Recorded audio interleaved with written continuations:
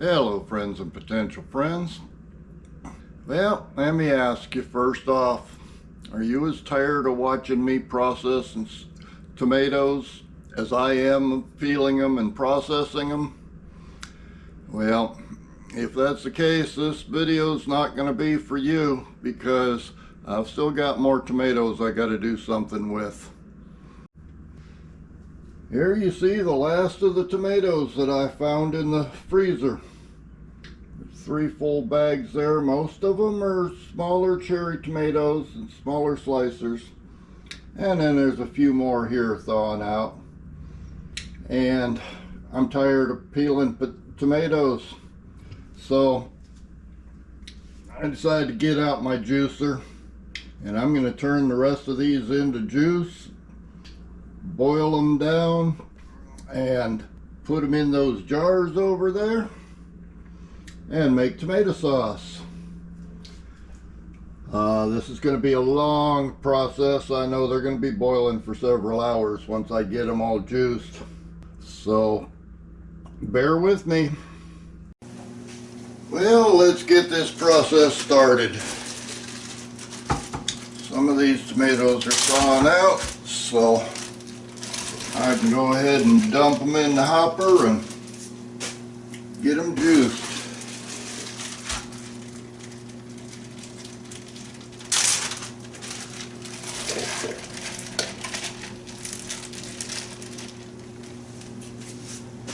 I got this juicer from Lehman's several years ago.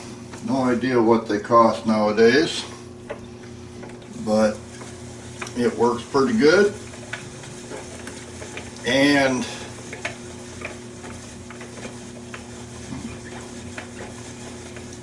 I've actually even got an electric motor that I can use for it if I choose.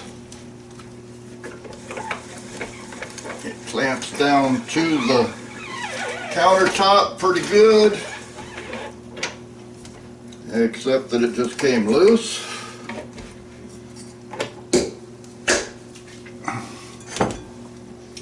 Tomatoes go in the top, juice comes out the side, seeds and pulp wind up out this end.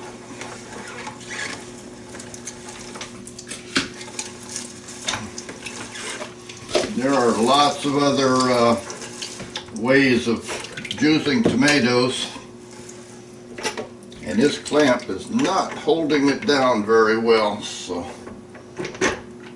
I'm going to have to fight with it a little bit.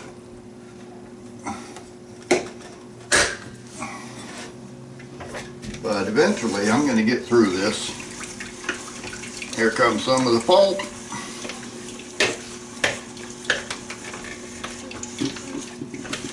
And I've actually got an electric motor to go with this thing if I choose to use it, but I do this so seldom that I haven't really found a need for it yet. I guess if I was doing lots and lots and lots of tomatoes, I might go with the electric motor.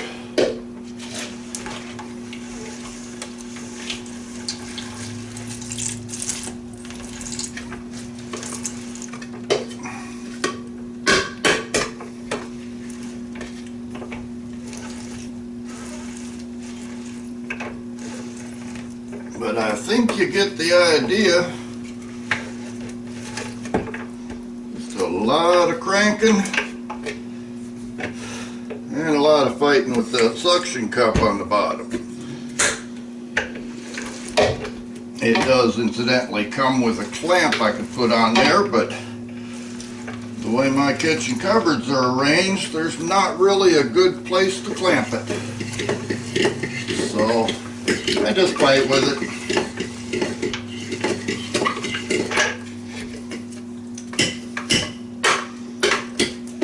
And I think you get the idea, so I won't bore you with watching me process these things for hours and hours.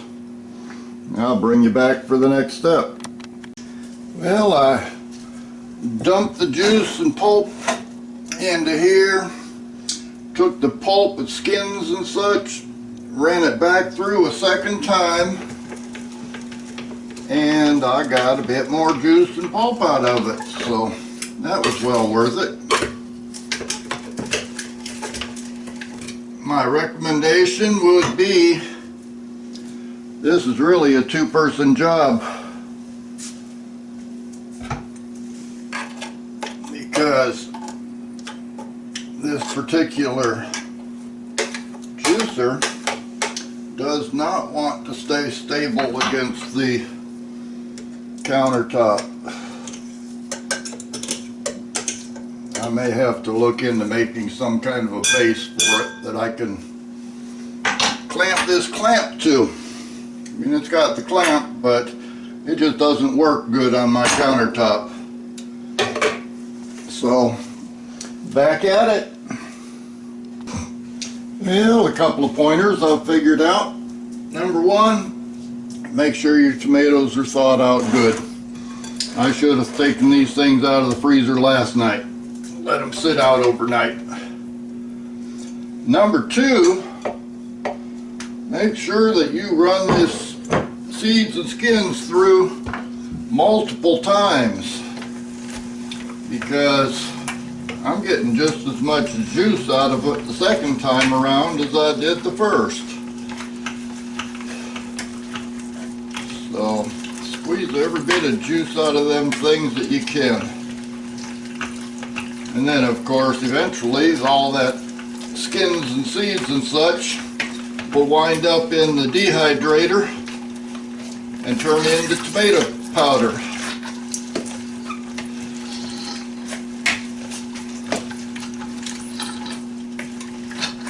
It's a pretty tedious process. Oh, and you notice I did manage to get the suction cup to work a little bit better. Had to pour some water on the counter. And that seemed to have helped a little bit. But life is a learning process. And ultimately, I get to eat the results.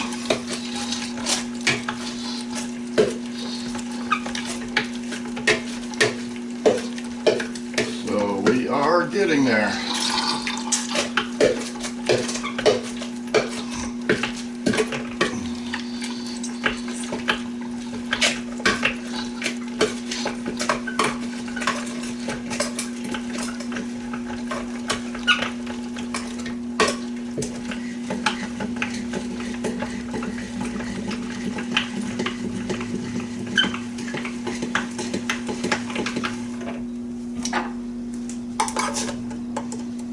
You do want to clean this screen every once in a while.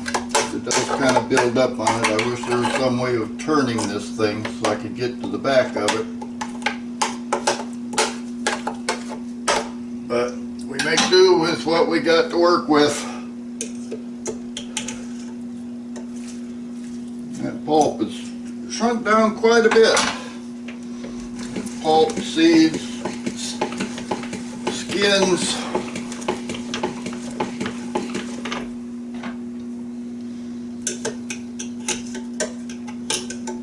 I think that batch is about ready. So on with it. I still got a couple of bags of tomatoes over there. Well, that's the last bag of tomatoes. I've got all the juice and a little bit of pulp here. Already got the stove turned on.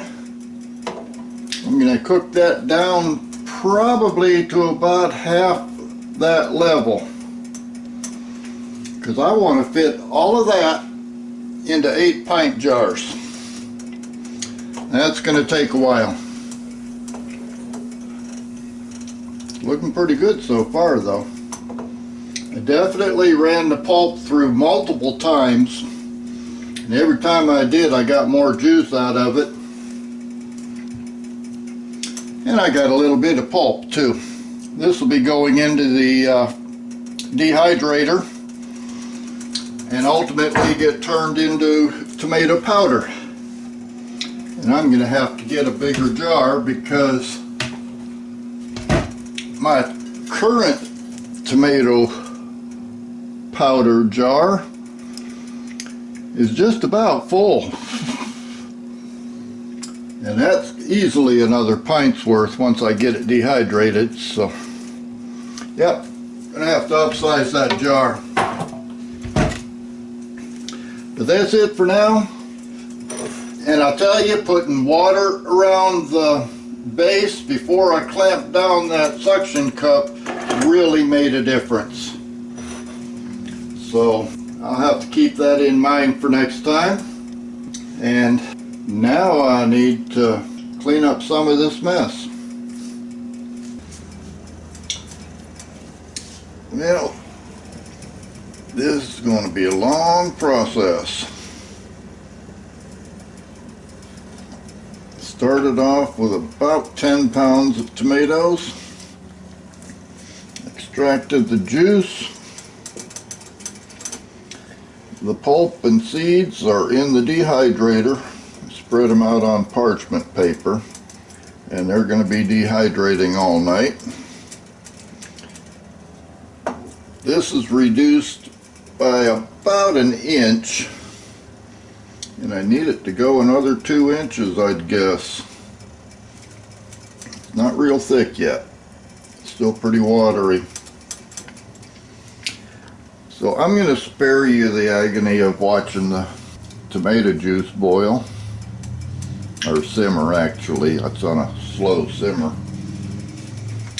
And more than likely it's going to be tomorrow before I actually can this stuff. Canning process is going to be the same as any other tomatoes. Clean the jars good, boil them to get them good and hot. Fill them with the juice, which by then should be sauce. Put a 1/4 teaspoon of citric acid in each pint. Clean the rims. Well, make sure there's no bubbles, but that'll be pretty easy since it's all going to be liquid. Clean the rims, put the lids on, put them in the water bath for 40 minutes, and then they'll be done. And that'll be the end of the tomatoes for now. Problem is, tomato plants are still producing more tomatoes. So I guess I'll start collecting tomatoes in the freezer again, because I don't want to go through this process anymore. I did make some room in the freezer, and I looked around in the freezers a little bit while I was at it, and I found 2 or 3 bags of greens, several bags of various peppers. Still got all them collards out in the garden that I need to do something with. And I need to get that Napa cabbage harvested pretty soon before it starts to bolt. Guess I'll be making some more kimchi, and I'll decide what to do with the peppers. I'm not sure. I've still got a lot of my sweet relish. Maybe I'll try my hand at some hot sauce. But I'll spare you this for now. I'm going to let this keep cooking for a few more hours. And then I'll probably wind up putting it in the refrigerator overnight and finish it off tomorrow. Till then, I'll see you next time.